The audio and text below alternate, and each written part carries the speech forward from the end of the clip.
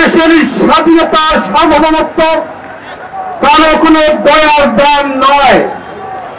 1971 সালের 25শে মার্চ শহীদ রাষ্ট্রপতি জিয়াউর রহমান শুধু রিভল্ট বলেই ক্ষান্ত হননি, হাতে রিকললেস রাইফেল তুলে নিয়েছিলেন, রণাঙ্গনে ঝাঁপিয়ে পড়েছিলেন, শৌর্য বীর্যের সাহসের পরীক্ষায় উত্তীর্ণ হয়ে স্বাধীনতার লাল সূর্যটাকে আমাদের হাতের মুঠোয় ধারণ করা লাল সবুজ পতাকার ঠিক মাঝখানটা এনে দিয়েছিলেন।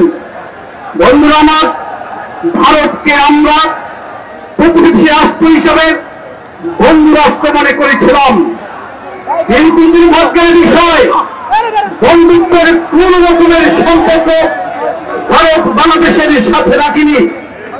আগরতলায় সাম্প্রতিককালে বাংলাদেশের সহকারী হাইকমিশনে যে নেত্রজনক হামলা চালিয়েছে তা 1961 সালে ভিয়েনা কনভেনশনের পুরোপুরি লঙ্ঘন বলে আমরা মনে করি।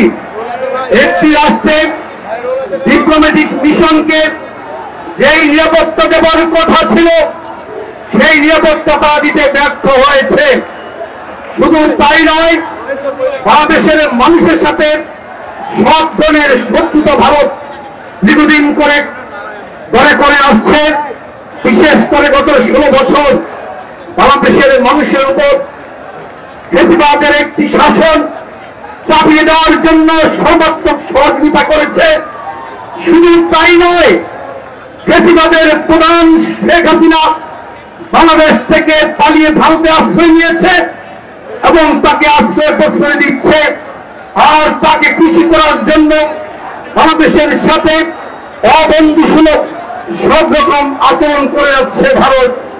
আমরা এই সকল দৈত্য কাজের নিন্দা জানিয়ে